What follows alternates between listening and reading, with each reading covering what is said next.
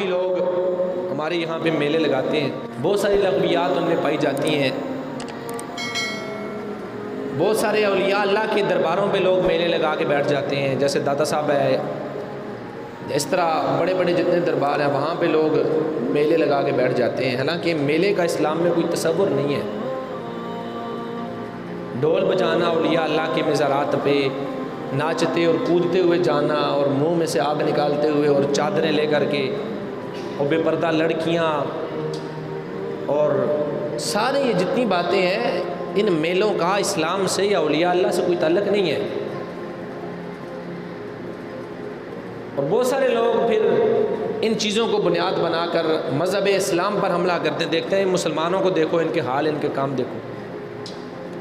اور چونکہ یہ ہمارے مسلک بریلوی مسلک کے مزارات ہیں، تو پھر ہمارے مسلک کے اوپر بھی لوگ اٹیک کرتے ہیں۔ دیکھو جی یہ بریلوی لوگوں کے حال دیکھو، ان کے بابے، ان کے پیر دیکھو، ان کے مزاروں پہ کیا ہو رہا ہے، ان کے میلے دیکھو جا کے۔ وہ لوگ ٹھیک بھی کہتے ہیں۔ اب ایک بندے نے مزار پہ چادر لے کر کے جانی ہے، اور اس چادر پہ قرآن کی آیتیں لکھی ہوئی ہیں، رسول اللہ کی حدیثیں لکھی ہوئی ہیں، 4 کل لکھے ہوئے ہیں، آیت الکرسی لکھی ہوئی ہے، اور آگے 4 بندوں نے اس چادر کو پکڑا ہوا ہے، اور پتہ نہیں ان کا اپنا وضو ہے کہ نہیں۔ حالانکہ جس کپڑے پر، جس ورقے پر قرآن کی آیت لکھی ہو، اسے بے وضو بندہ چھو نہیں سکتا۔ حرام ہے اس کو چھونا کہ کوئی بندہ بے وضو اس کو چھوئے۔ پتہ نہیں انہوں نے اپنا وضو بھی کیا ہوا ہے کہ نہیں، انہوں نے چادر پکڑی ہوئی ہے۔ اور اس سے بڑی تباہی یہ ہے کہ ایک ڈھول والا وہ منگوا لیتے ہیں، آگے آگے وہ ڈھول بجا رہا ہے، 10-15 لڑکے آگے آگے جناب وہ ہلڑ بازی کر رہے ہیں، ناچتے کودتے ہوئے، کوئی منہ میں آگ ڈال کے نکال رہا ہے، اور اس کے پیچھے پیچھے چند عورتیں جو بے پردہ ہوتی ہیں، وہ میک اپ کیا ہوتا ہے، کدھر جا رہی ہیں جی، یہ چادر لے کر دربار پہ جا رہی ہیں۔ ایسی چادر چودر کا اسلام میں کوئی تصور نہیں ہے، نہ ہی کسی بابے کی یہ تعلیمات ہیں کہ آپ ایسے چادر لے کر ان کے دربار پہ جائیں، نہ ان کو آپ کی اس چادر کی ضرورت ہے۔ جب عورت بے پردہ ہو کر گھر سے نکلتی ہے، چاہے وہ کسی نیک کام کے لیے ہی نکلے، نماز کے لیے کیوں نہ نکلے، اگر وہ بے پردہ ہو کر گھر سے نکل رہی ہے، جب وہ گھر سے چلتی ہے،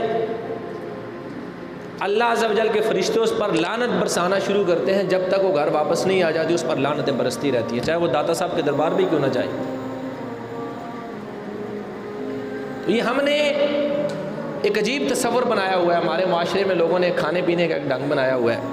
ہر سال جناب مزار پہ میلہ لگا کے بیٹھ جاتے ہیں، اور جناب وہاں پہ جو دنیا کی بے حیائی، جو فحاشی، جو عریانیت، پھر اس سے سب سے بڑی غلط بات یہ ہے کہ اسے اسلام کے کھاتے میں ڈالتے ہیں۔ آپ نے میلہ لگانا ہے، جس نے وہ کنجر خانہ کرنا ہے وہ باہر کھیتوں میں لگا کے جو مرضی ہے کرے۔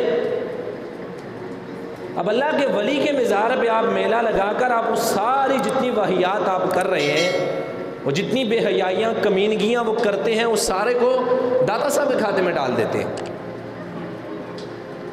داتا صاحب کی کسی کتاب میں میں نے نہیں پڑھا کہ آپ نے میلے کا یہ تصور اپنی کسی کتاب میں پیش کیا۔ میں نے بہت دفعہ آپ کی کتاب کشف المحجوب میرے پاس پڑھی ہوئی ہے گھر میں پڑھتا ہوں اس کو۔ کبھی داتا صاحب نے کشف المحجوب میں یہ نہیں کہا کہ میری قبر پہ جب تم نے آنا ہے تو چادریں لے کر ناچتے ہوئے، کودتے ہوئے، اچھلتے ہوئے، منہ میں سے آگ نکالتے ہوئے اور ڈھول پیٹتے ہوئے میری قبر پہ آنا۔ اگر لکھا ہوا ہے تو مجھے کوئی بندہ نکال کے دے دے، میں نے بڑی دفعہ پڑھی ہے، میرے پاس ابھی بھی کشف المحجوب کے 2-3 نسخے پڑے ہوئے ہیں، داتا صاحب کی اپنی لکھی ہوئی کتاب ہے۔ یہ کیا ہے؟ یہ اسلام تو نہیں ہے، یہ سنیت نہیں ہے، یہ جہالت ہے۔ اسے آپ جو بھی نام دے لیں، کم از کم اس کا اسلام سے یا مسلمانوں سے یا ہمارے مسلک اہل سنت سے یا اولیاء اللہ سے اس کا تعلق نہیں ہے۔ یہ نہ جانے کون لوگ ہیں، جو بھی ہیں، ہمارا ان سے کوئی تعلق نہیں ہے۔ ہمارا عقیدہ، ہمارا مسلک ایک بڑا صاف ستھرا عقیدہ اور مذہب ہے۔